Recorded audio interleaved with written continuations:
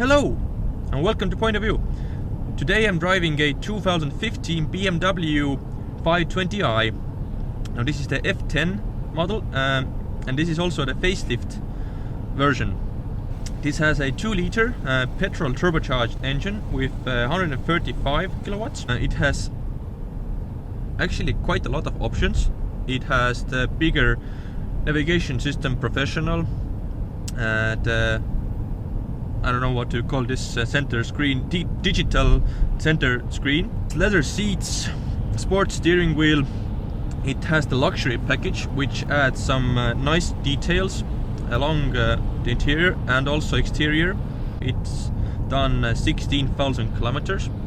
It feels brand new, no sign of aging whatsoever. Design wise, it's very nice.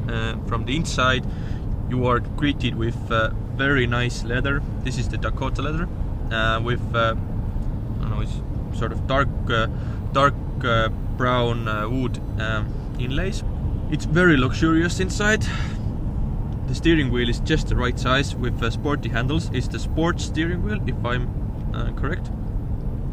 The whole interior is sort of under the control of this big center screen here. The car is quiet. There is minimal road noise. There is no tire roar basically at all. Although this car is driving on winter studded Continental tires, you really feel this is a expensive car with nice materials. You sort of feel wealthy when driving this car. It's definitely not a fast car. The 2-liter engine sometimes can feel a bit rough, especially when standing still. It sort of idles not as smoothly as you would hope. Definitely not as smooth as a old inline 6 BMW engine. But having said that, this engine is economical, even with the automatic gearbox. Unless you want a fast car just to drive around the city and even in highways, it has plenty of power to overtake, no problems. If you want the faster version of this engine, the 528 is a better option in my books, but just saving a few euros here and there, the 520 will be fine. The gearbox is a ZF 8-speed automatic. It also has manual mode. It doesn't have the flappy pedal option, but it's very responsive, very smooth. This gearbox is actually smoother than the DSG, and especially around the city, it's just so nice and easy to use. And if you want, it will change down gear very nicely. Quick upshifts, quick downshifts, all good. Now this car has the different modes. So right now we're in normal mode. If you push this button down here, so we can go to Eco Pro. As you can see, the center dials now are different. It shows me my charge and power rather than the RPMs. Driving in Eco Pro really changes the car and how it reacts. For example, when you're just cruising along and you take your foot off the pedal, it will cruise along in neutral. When you're in normal mode, it will brake with gear and it sort of feels natural, but in Eco Pro it's just like you're driving a manual gearbox and you put it in neutral, it will coast along. Now if you put it in sport, everything changes. The gearbox is faster. You get really nice dials showing your speed and your RPMs. Frankly, this is the mode I prefer most, because it shows you your speed. It's sort of easier to read. I also like the basically old school BMW style orange glow. I prefer it to the newer style white and bluish tone.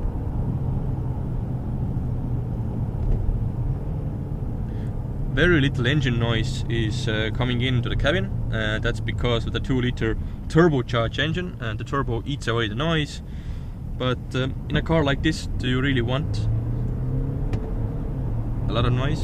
You control the big centered screen with this knob here, and I have to say it is the best in class. Audi, Mercedes, you really need to learn from this system. This is the best I've used. Radio controls are simple. Navigation is perfect. You have all the media outputs you could ask for. Like I've said with other cars, I would prefer the big screen, but I really don't see why anybody would use the navigation system, because nowadays the phones are just so good. But just to get the bigger screen, I would be willing to pay for the navigation, and it is quite an expensive option. I think it was around 3,000 euros, maybe even more. Nevertheless, it's worth it because you get the hard drive, you get the nice bigger screen, and it really changes the way this car looks from the inside. If you get the smaller screen, it's a sort of center screen right here. It just doesn't look right. So yeah, get the bigger screen if you can. You can spec this car up with many options. Most of them you won't need. Some of them would be quite nice. I would prefer to have the adaptive cruise control in this car, which this car doesn't. The rear view camera would be nice, and such options which will actually improve your daily life. Comfort seats would have also been on my list when buying this car, but as of this car sits, it's a sort of offer from BMW Estonia. Basically you get all of this kit right here, standard. If you buy a inline 4 engine car, if you buy the higher 535 550i, you get even heads-up display and other options. So yeah, it's a really good offer. Since the new 5 Series is coming out, they are making really good prices on the old ones. If you want a brand new 5 Series right now, I'm thinking something like 20% off or even more is not unreasonable. Basically all of the dealers have cars in stock and they want to get rid of them because the new model will arrive soon, and they just want to sell, let's be honest. So yeah, right now buying this car, I think it's a no-brainer because it's still a really nice, really good looking car. No fidgety bits, no plastic bits anywhere. There's nice touch materials everywhere. So it's a really nice place to sit.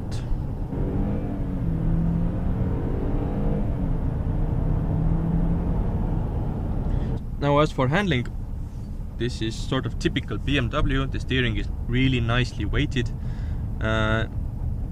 sort of heavier in higher speeds. City driving, it's just very light.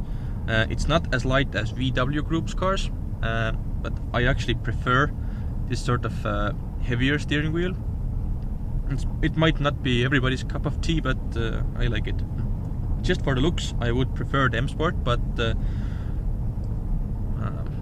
the luxury trim line is actually really nice, and it's sort of modern and contemporary, and not in your face like the M Sport.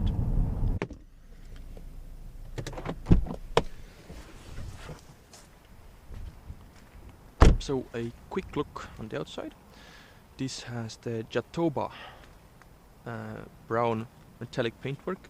It's terribly dirty right now. It has the 18-inch alloys. I don't know which style are those, but they suit the car quite nicely, I think. As I said, this is the luxury version.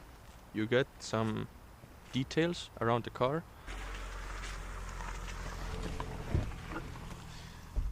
Now sitting at the back, this is my driving position. There is some legroom. I would actually want some more, because on longer journeys you really would actually ask for it. I am not a really tall guy. I'm 178 centimeters tall. So yeah, bigger guys will actually suffer back here. Legroom isn't actually that nice either. But having said that, it's really comfortable back here. You really do feel this is a luxury car. You have your handrest here. And yeah, this car also has the ski hatch. I think I'm not gonna open it. It would look a lot nicer with the comfort seats. But yeah, I like the ivory leather interior. Although it's sort of showing its wear and is dirtier than new already. But that's sort of to expect when you're buying a white leather interior car. Having said that, I think I would spec this car just like this. Maybe black on the outside, but definitely this interior. You also have some light controls on the ceiling, and I like the fact that they made the headlining also beige, so it sort of works with the whole car. Now sitting in, this car doesn't have the comfort access, so you have to unlock this car by key from the outside, but when you're on the inside you have this key, and all you have to do is just put your foot on the brake and start, and it will start. So yeah, it's sort of a mix of comfort access and not comfort access. If you already have the half system, why not just add some sensors and it would be the full system? I don't know. Now to put it in drive, you have this BMW style gear selector down here. Just push the unlock button, push it back, and it goes into drive. If you want reverse, push it up front, and you also have your parking sensors on the screen here. So yeah, nicely laid out. Every button is where it should be. This car feels logical and well thought out. There is really not much to criticize about this car. It also has the xenon headlights with the LED daytime running lights, and they are very nice. Although BMW offers the full LED headlights, the xenons are just as good. In Estonia, BMW offers a really cool deal, which includes a 5-year warranty and also a 5-year servicing package, which means during a period until 100,000 kilometers, every service your car needs will be taken care of. If I would buy one myself, I think I would buy the either the bigger diesel ones, 530 is just superb, or the 528. I suggest getting just the necessary options: leather seats, bigger navigation screen, nice alloys, and the metallic paint. The Passat and the Superb and cars that are basically on the same price point, if they are very well spec'd up as this car. And I've said that why buy a BMW if you can buy a Superb and get more kit for the money, and basically you can save around 10 or 15,000 euros. If you don't want to buy the BMW badge and the more luxurious car, the Superb and Passat will do just fine. But if you want just a little bit more, BMW is just better. It is better. It's a case of you get what you pay for. So yeah. Anyways, guys, this was my review of the 5 Series, the 520i. It's a very nice car. It's a very nice car. I would be very happy to drive this car every day as a daily driver, no questions. So yeah, thank you for watching. Let me know what you think, comment, subscribe. There will be new videos soon. Especially thank you all the commentators who have said so many nice things about my videos. Thank you very much. I really appreciate it. See you soon, guys. Bye.